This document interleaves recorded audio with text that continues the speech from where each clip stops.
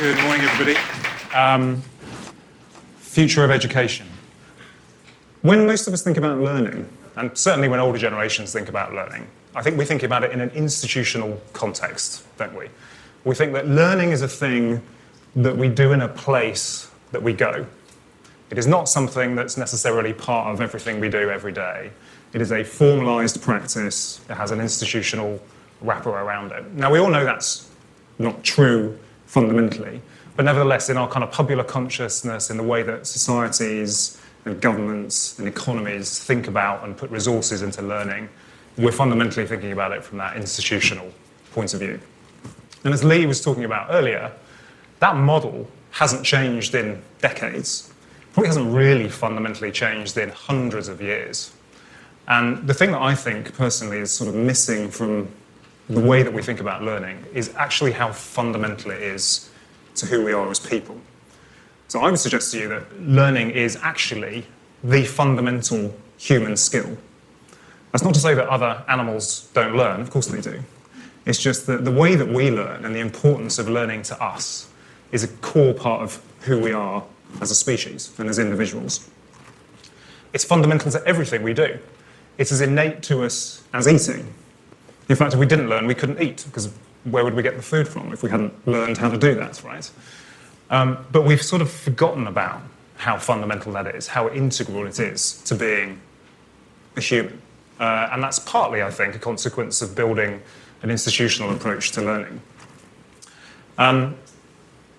Lee talked about how institutional learning has tended to grow up to deliver and output workers, right? And that's, of course, a very important foundational building block of the system that we've got. That's not to say that it's wrong. There's a lot of value to that. I'm sure we all feel that, we've learned a lot through the experiences that we've had.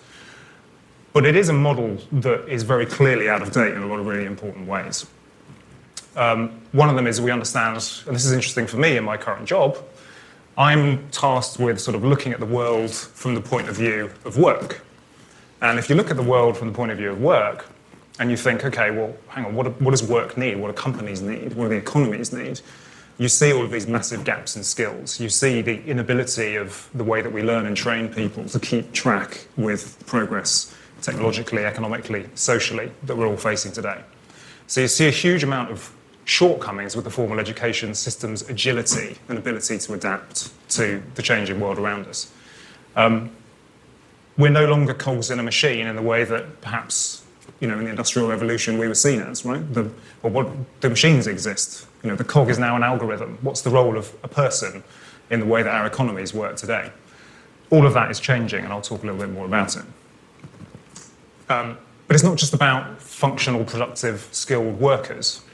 I think there's a lot of problems around equity, and you probably all know this very well, but one of the, probably the biggest indicator of your success in life are the circumstances of your birth. The economic status of your parents being one of those. Now, if that's still true, even after all of the money and resources and thought that we put into building effective education systems, then clearly something's going wrong somewhere. Another anecdote for you. I find it really interesting talking to successful 30-year-olds. Because if you're successful at 30, you probably worked your butt off to get there. You probably had an idea about where you wanted to get to. You probably made some pretty fundamental choices about your future when you were in your teens, okay? So you made that choice, you're on that track, you've done everything the system requires of you, you've worked extremely hard, you've got to 30. So I ask these successful 30-year-olds, are you happy? And of course some of them are, but many are not.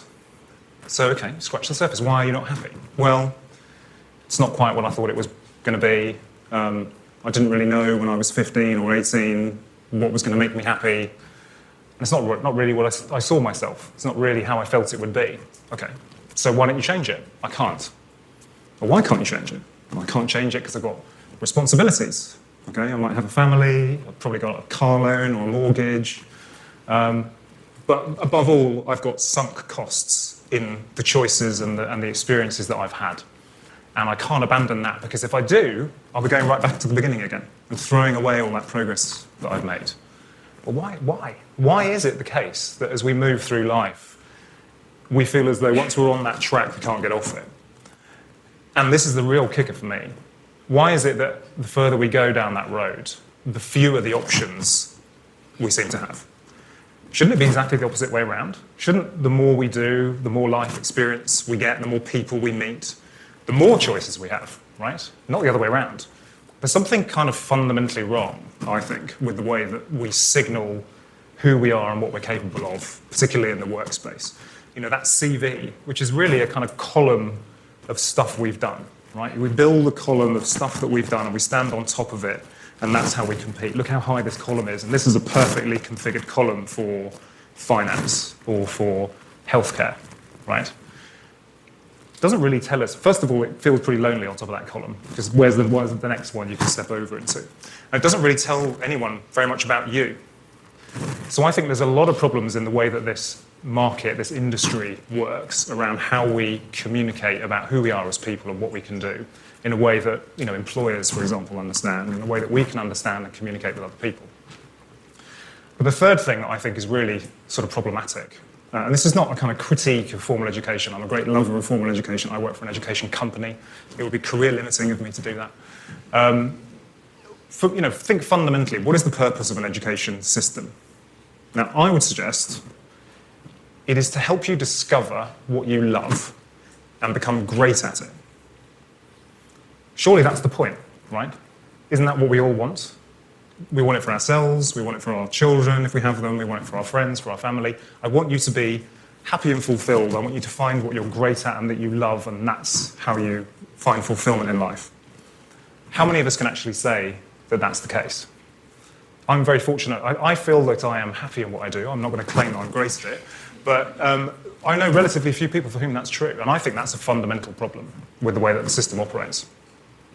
So for all of these reasons, for all of the many strengths and benefits of the education systems that we've built around the world, I would suggest that there's some pretty fundamental flaws in how it works today, and in particular, it hasn't adapted to the world that we're in and the needs of the individuals within that world.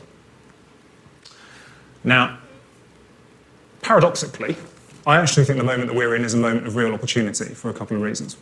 First of all, I actually believe that automation is a big opportunity for people. Now, there's a bit of a divide on this, right? I don't know, how many of you think automation is bad for people? I'm not going to judge you, don't worry. Just because I've said I think it's a good thing. Some of you, I'm sure more of you, if you were honest, would say, it's going to eliminate jobs and it's going to drive unemployment and all the rest of it. That's certainly true. But I think if you look at it another way, the jobs that are being automated, the things that we are asking machines and machine learning to do, okay, there's not much we can do about that. That's just the way that technology changes over time. But what's left over, the work that machines can't do, is generally speaking the most valuable work, the most important work to people, okay? So I would suggest that automation makes it more clear what skills and what capabilities people have that machines can't do, and that the value of that over time is going to grow if we can figure out how to teach people to optimize themselves in that new world. Okay, and that's where learning comes in fundamentally. So I actually see automation as a huge opportunity if we invest in people's learning. If we don't, then we do have a massive risk, which is that human labour becomes commoditized. You know, we all end up being in, not to criticize the gig economy, but we all are forced into that mode of work where there's huge downward wage pressure. So it's an opportunity, but we've got to invest heavily in learning. The thing that also gives me optimism is a sort of corollary of all of this, which is the power of data. Now, I believe that we are on the cusp of a data-driven revolution in learning, okay? Which probably sounds a little bit scary. But let me give you some examples, okay? Think of how incredibly powerful it would be if every learning experience we had generated data on those two fundamental questions that I sort of posed earlier, which is, what do I love and how can I become great at it? So that in the same way that every time you shop, every time you watch a TV show, every time you interact with your social media feed or whatever platform it might be, data about you was generated that actually was, and this is the critical point, used to help you. Not used to power a sort of business model of a giant corporation without your consent and without transparency around what that data was being used for, but to actually help you get real insight into what you love, what you're good at, what your options are. Because if we can tap into the power of that data, of those technologies, that's how we start to really get at the nexus, I think, of some of these foundational problems in learning. What would this look like? Okay, and we can sort of talk a bit about this in Q&A, and I'd love to hear a little bit more from you. Well, I think it means that we are all going to be learning all of the time. And this goes back to that sort of fundamental part of learning being part of who we are as people. I think learning will become, if we're successful, will become as second nature to us as it should be, in the same way as eating is, in the same way as talking and building community is. So I think these digital technologies that we are developing and the world is seeing emerge in learning will enable us to learn every day, all the time, often in ways that we don't necessarily even realize we're doing consciously. And that's an incredibly powerful thing. Second thing, well, why will we do it? We'll do it because we want to. We'll do it because just as these technologies have enabled us to have incredibly rich and fulfilling and, above all, low friction and easy experiences when we're shopping, we're pursuing health, finding what holiday we want to go on, communicating with our friends, it will make it an enjoyable and impactful experience. We will want to learn because we can see the value and the potential in doing it. I often think about the kind of exercise bike in your basement. 20, 30 years ago, early phases of the fitness craze, okay, I've got to buy an exercise bike, sits in my basement gathering dust, because why on earth would I ever want to sit on an exercise bike? I'm not going anywhere, I'm not talking to anybody, it's this horrible thing and it hurts, right? I have no idea what I'm supposed to be doing. Look at how successful Peloton is. It's fundamentally the same thing, right? But they have created this incredibly rich experience and made what cycling can do in your basement feel really important and relevant to pursuit of your objectives in life. Now that's just exercise. We could come up with lots of different examples from other environments, but the power of that sort of technology and that sort of approach for learning, we haven't even begun to scratch the surface of. And if we're successful, we will want to learn every day because it is hugely fun and hugely relevant to what we want to pursue in life. What will we learn? We'll learn what's relevant to us. We know that we all have different talents. We know that we all have different aspirations. Above all, we can't avoid the fact that we know we need more of a diversity of skills and talent to be successful in work. So there will be, I'm very confident, a fundamental change in the way that people can navigate their learning course through life. It's easier to do that as an adult, obviously. I think increasingly we'll learn through experiences. Let's go back to that point I made at the beginning. Learning will not be so much a thing you have to go to a place to do, an institution to do. It'll be something that's much more relevant and close to what you're doing every day. It'll be much more experiential. If you're in work, it'll be connected to your actual work. Everything will be a potential learning experience. You all learn every day. We all learn every day. This is a self-selecting group of people who are interested in the world. So my guess is all of you learn every day, and you probably do that through your own skills and faculties. You know where to find stuff that interests you. You know where to find people who share your interests and can kind of give you a helping hand along the way.